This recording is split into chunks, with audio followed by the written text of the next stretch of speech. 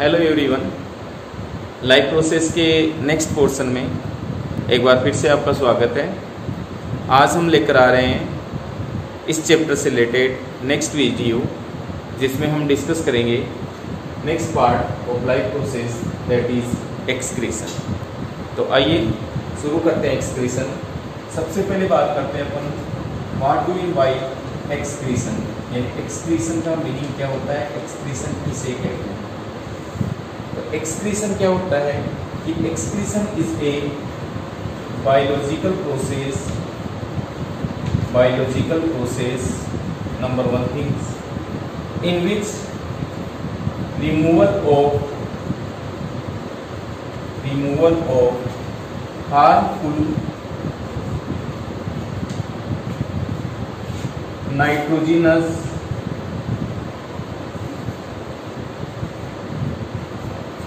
Metabolic waste, this process is known as excretion.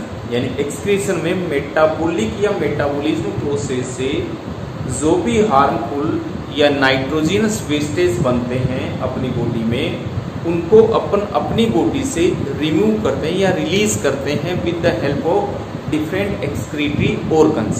तो this process is known as what, excretion. एक बार फिर से देखते हैं, that is a biological process in which removal of harmful nitrogenous metabolic waste, that is known as excretion. तो here is any types of organism have a, कोई भी जो ऑर्गेनिज्म होगा उसके पास में जनरली हैव एक्सक्रीटरी ऑर्गन, यानी presence of excretory organ. You can also say excretory organ proceed the process of excretion, यानी एक्सक्रीशन करने के लिए किसी भी ऑर्गेनिज्म में एक ऑर्गन की जरूरत होती है, उस ऑर्गन को क्या बोलेंगे अपन, एक्सक्रीटरी ऑर्गन। तो these excretory organs are different types in different organism.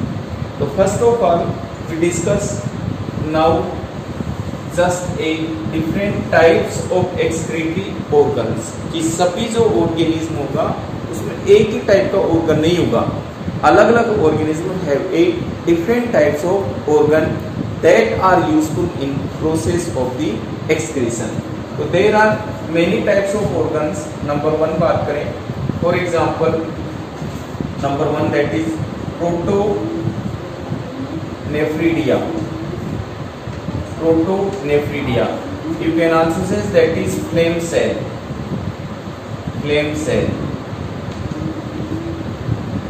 These organs are present in platyhelminthes. These organisms are present in platyhelminthes. Platyhelminthes जो प्लेट वर्म होते हैं, बायोडाइवर्सिटी है, बायोडाइवर्सिटी में डिफरेंट टाइप्स के ऑर्गेनिज्म प्रेजेंट होते हैं, उसमें एक एनिमल्स है या एक टाइप का ग्रुप्स है, फाइलम है, दैट इज द प्लेटीहेल्मिन्थीज में। इसका जो बेस्ट एग्जांपल अपन देख सकते हैं, for example planaria, another one is Taenia solium. You can also say Fasciculus hepatica. Different types of organism have the such type of organs. Number 2 की बात करें, another one is nephridia. These nephridia are present in annelids. Annelids is a phylum of animals. We already discussed in class 9 biodiversity chapter. Different organisms have a different phylums, and the best example that is what, this one is earthworm. This is another example of तो earthworm में जो excretion होगा वो human beings की तरह कोई kidney नहीं होगा, एक डिफरेंट ऑर्गन्स प्रेजेंट होगा, and these organs is known as what, that is the nephridia. And in the platyhelminthes those have a known as a protonephridia. You can also say that is the flame cell. Another third organs that is the best example, Malpighian PG tubules. You can also say another one is coxal glands. Another one is antennal glands. These are different excretory organs. So these organs are generally present in the arthropods, and in the arthropoda these are the best example of insect class. And the insect you know very well, these are honeybee, butterfly, cockroach, etc. These are included in the insect. Another class that is also known as the crustacean. Crustacean also have antennal and coxal gland. So in the arthropods, these are the insects. Many insects are present in the arthropods. So due to the presence of maximum number of the living organism, either varieties, so these arthropods are also known as a largest phylum. Why called largest phylum? Because it have maximum number of varieties of the living organism, either such related species. So these are next one. Fourth point, suppose kidney, that is also a type of excretory organs. These excretory organs generally present in the maximum जो portion होगा chordates. Chordate you can also say that is the species amphibians, chordates या chordata phylum. इसमें species amphibians, it means frogs, mammals, it means human beings.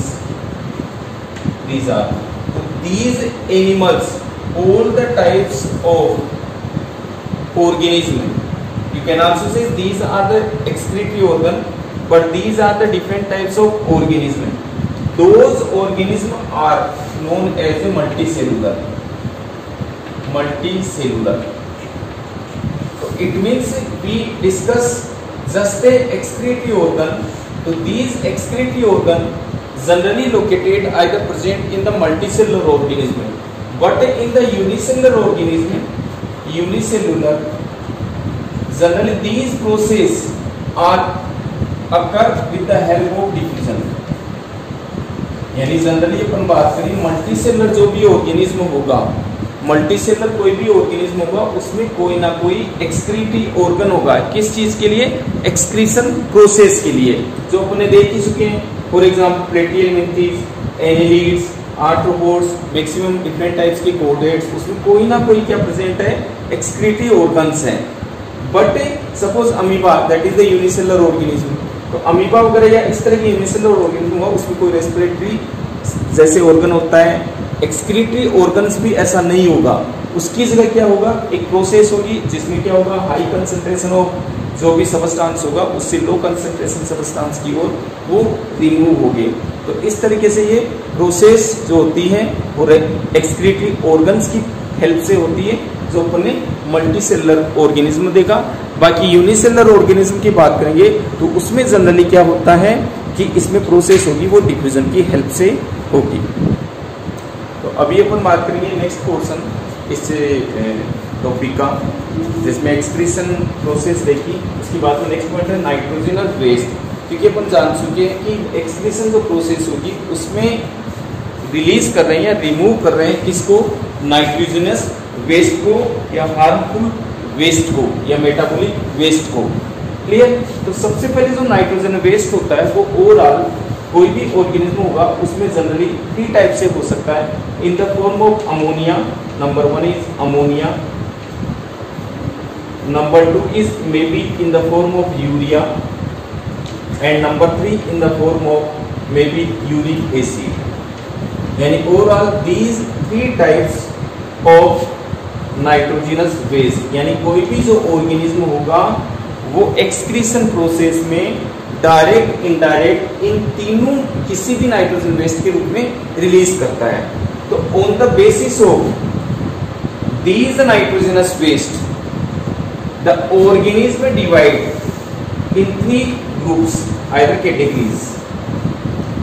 यानी on the basis of these nitrogenous waste the organism divide how many types?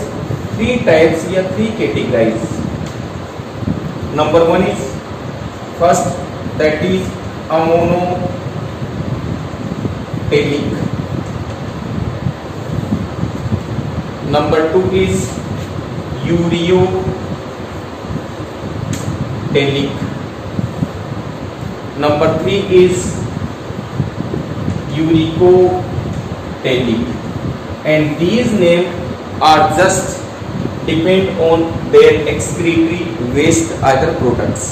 यानी जैसा इसका नाम है उसी के अकॉर्डिंग उसको ऑर्गेनिज्म को अपन डिवाइड किया गया है. According to their name the ammonotelic, तो इसका जो वेस्ट सबस्टांस होगा वो क्या होगा? In the form of ammonia. यानी ये किस सबस्टांस को रिलीज करेंगे? कौन नाइट्रोजनल वेस्ट होगा? इसका नाइट्रोजनल वेस्ट है वो किस रूप में होगा? In the form of ammonia according to their name. And other things according to their name ureotelic, तो इसका जो नाइट्रोजनस वेस्ट होगा वो किस फॉर्म में होगा? यूरिया के फॉर्म में. And another one is uricotelic, तो urico the nitrogenous waste are in the form of uric acid के फॉर्म में होगा. अभी इनके अपन एग्जांपल देखें कि कौन कौन से एग्जांपल है, कौन कौन से जो एनिमल्स हैं वो इन सबस्टांस को रिलीज करते हैं, क्योंकि अपन बात कर रहे हैं ऑर्गेनिज्म की यानी एनिमल्स की. तो इसमें अपन पॉइंट आउट करें तो जो अमोनिया रिलीज करते हैं, फर्स्ट ऑफ ऑल जो अमोनिया रिलीज करते हैं जनरली जो भी एक्वेटिक ऑर्गेनिज्म होते हैं, एक्वेटिक इंसेक्ट, एक्वेटिक यानी एक्वेटिक मीन्स पानी में रहने वाले, aquatic animals, aquatic amphibians,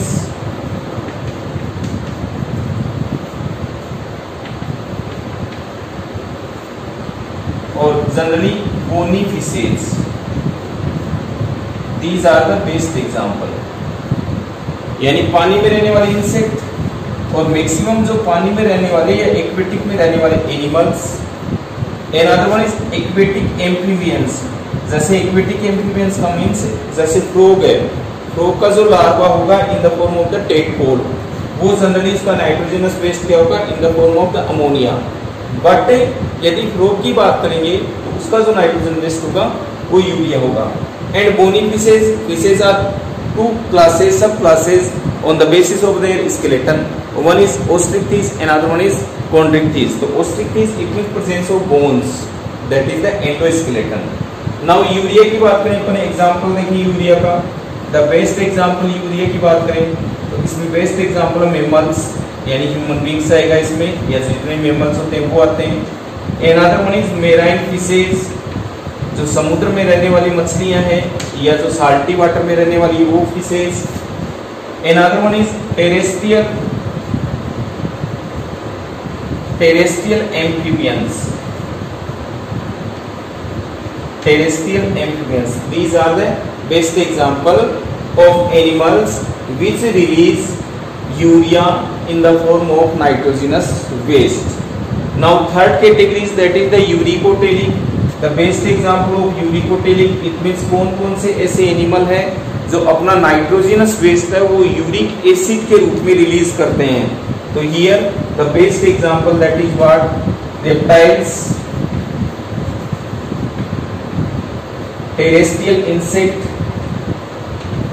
terrestrial insect, maximum insect, and another one is birds या aves.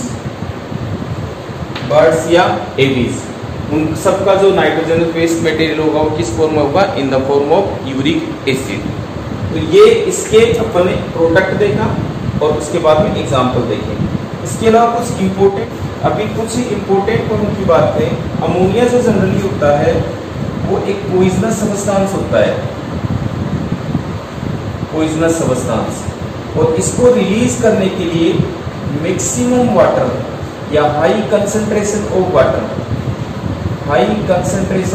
वाटर की रिक्वायरमेंट होती है इसको रिलीज करने के लिए अमोनिया को. यानी इसको रिलीज करने के लिए सबसे ज्यादा पानी की जरूरत होती है, तभी जनरली ये एक्वेटिक ऑर्गेनिज्म में प्रेजेंट होता है। And this one is poisonous substance, यानी इसको बॉडी में ज्यादा देर तक नहीं रख सकते, इसको रिलीज करना होता है। यूरियोटेलिक की बात करें, इट मींस यूरिया की बात करें, तो यूरिया में जनरली देखा जाए यूरिया का जो फॉर्मेशन होता है वो अमोनिया से होता है, अमोनिया फॉर्म यूरिया। और ये प्रोसेस कहाँ में होती है? Generally present in the liver, that is the important things. Liver में बनेगा, लीवर से बनता बनता ये कहाँ जाएगा? ब्लड में जाएगा, ब्लड से होता होता ये किडनी में जाएगा, और किडनी में ब्लड का क्या होगा? फिल्ट्रेशन होगा, और तभी किसका फॉर्मेशन होगा? यूरिन का फॉर्मेशन होगा, और ये इस यूरिन में क्या रिलीज होगा? यूरिया रिलीज होगा। यानी जनरली अमोनिया है वो यूरिया बना रहा है, किस जगह बना रहा है? In our body organ, that is what? Liver. And these are release into the blood and the filtration of the blood, you can also say purification of our blood, then release in the form of the urea in urine. तो urine आया, that is the liquid form, clear? तो liquid form आया, यहाँ पर भी इस urea को release करने के लिए किसकी जरूरत है? वो वाटर की जरूरत है, बट वाटर मिनिमम होता है कंपेयर टू द अमोनिया, यानी अमोनिया में सबसे ज्यादा और यूरिया में कम compare to the what? Ammonia. Now uricotelic, you can also say uric acid की बात करें, the best example reptiles, terrestrial insect and birds. Birds या रेप्टाइल्स का जो एक्सक्रीटिव प्रोडक्ट होता है वो डायरेक्ट लिक्विड फॉर्म में नहीं होता, यानी not complete a liquid form, just like as human beings in the form of the urine, यानी लिक्विड फॉर्म में नहीं होता। Just a jelly, either paste like, जैसे बर्ड्स का जो एक्सक्रीटिव प्रोडक्ट होता है वो पेस्ट लाइक होता है, not a complete liquid form.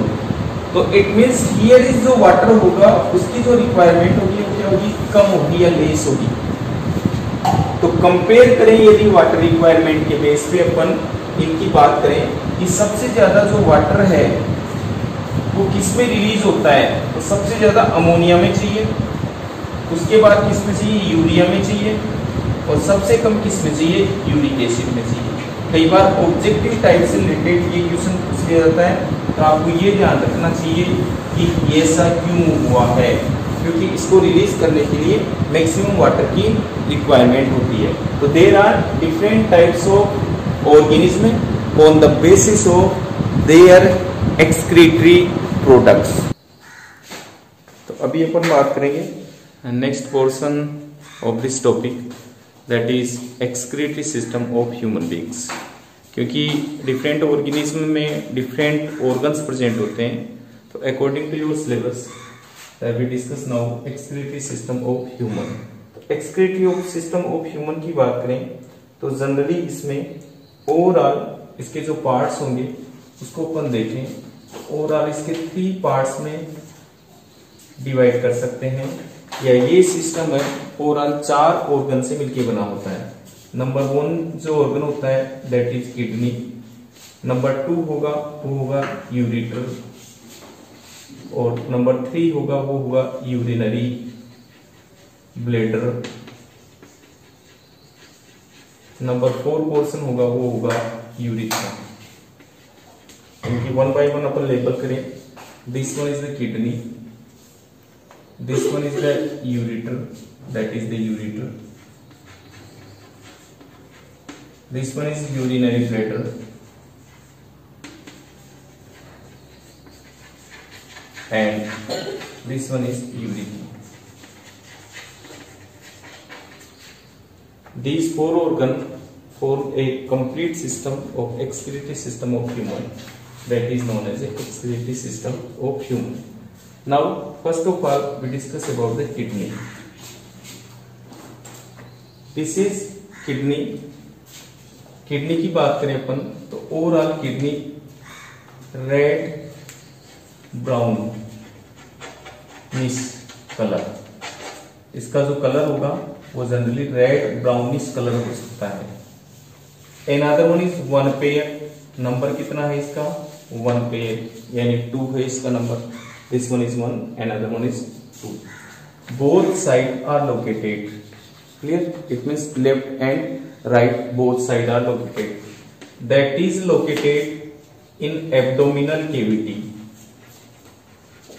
Abdominal cavity, अपनी जो abdominal portion है, just behind either just lower to the thorax part, that is the position. Overall generally इसकी जो शेप होती है वो बीन शेप्ड,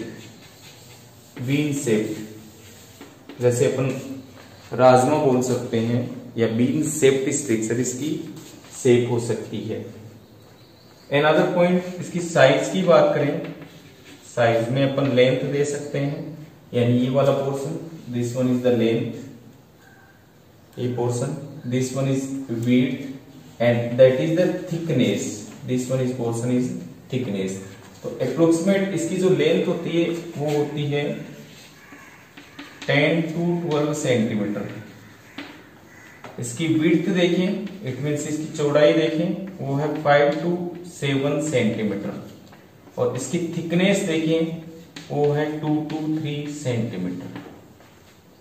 एट एवरेज जो वेट होता है, यानी एक किडनी की बात करें तो कितना वेट हो सकता है, वो 120 to 170 ग्राम तक इसका वेट हो सकता है।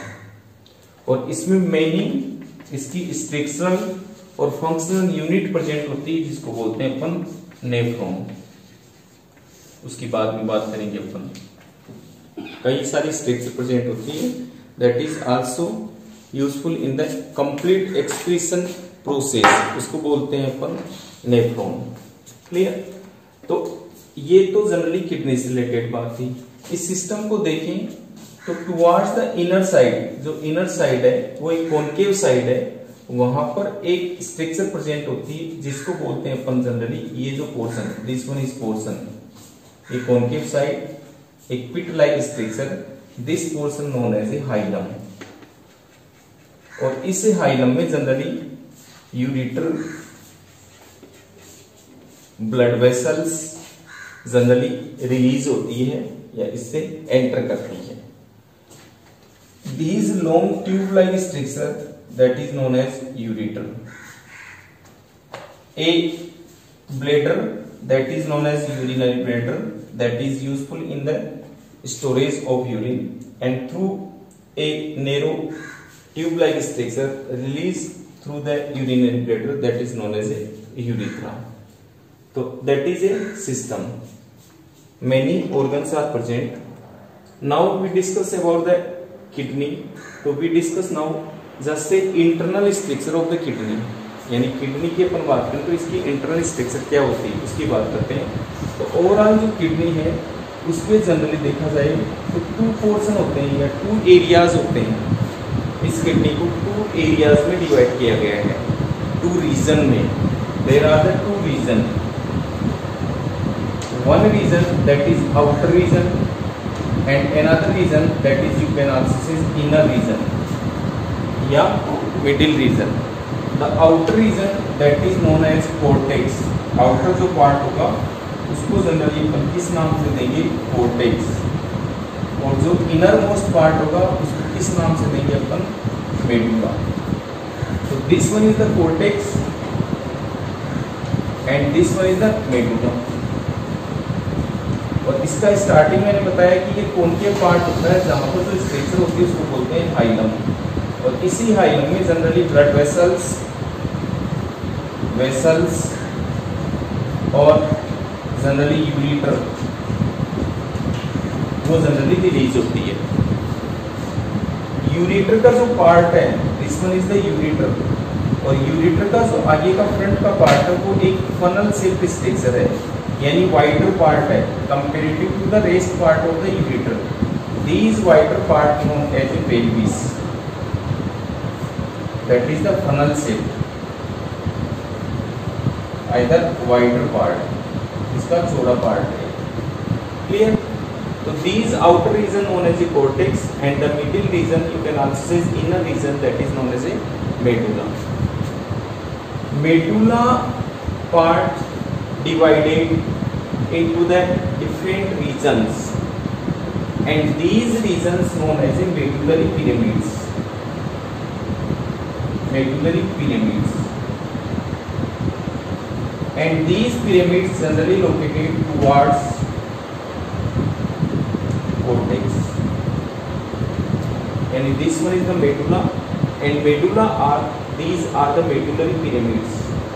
This one is medullary pyramids, and these medullary pyramids are located towards the cortex region.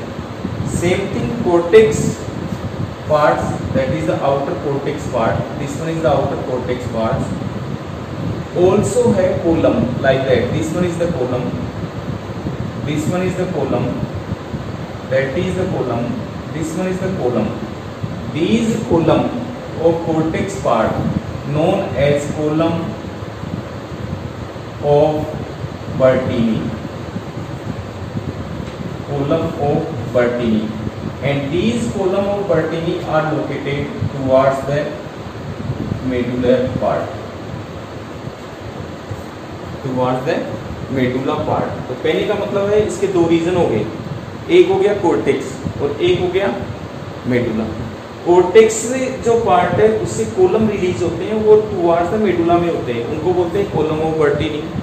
Same thing medulla जो पार्ट होते हैं उससे कुछ पिरामिड्स निकलते हैं, उसको बोलते हैं मेडुलरी पिरामिड्स, जो किस साइड लोकेटेड होते हैं, toward the cortex.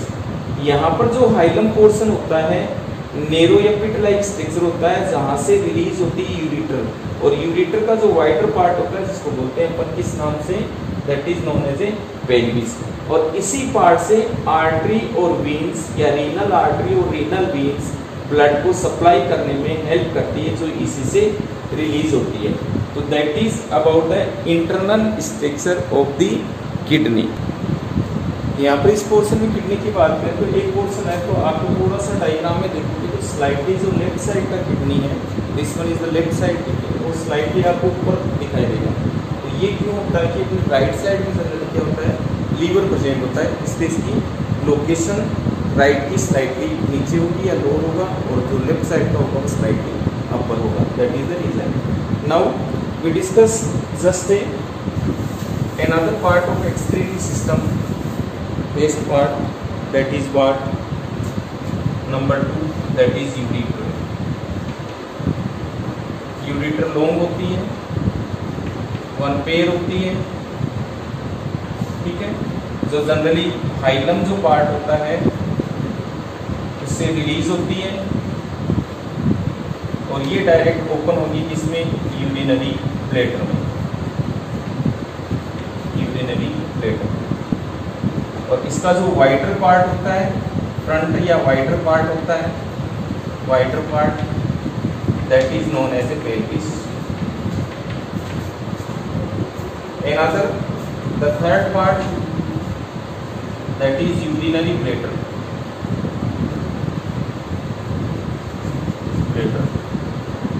A sac-like structure, sac-like या bag-like structure, useful in storage of urine,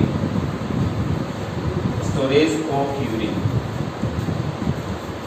यानी यूरिन को स्टोर करने में हेल्प करता है। और फोर्थ पार्ट होगा urethra, that is the fourth part. तो वो जनरली यूरिनरी ब्लैडर से small part release, and that is useful in excrete urine. तो ये था अपना एक्सक्रीटरी सिस्टम, जिसमें स्टार्टिंग में बात की excretion, excretory organs, excretory products and excretory system of human, in this the structure of the kidney. Thank you very much.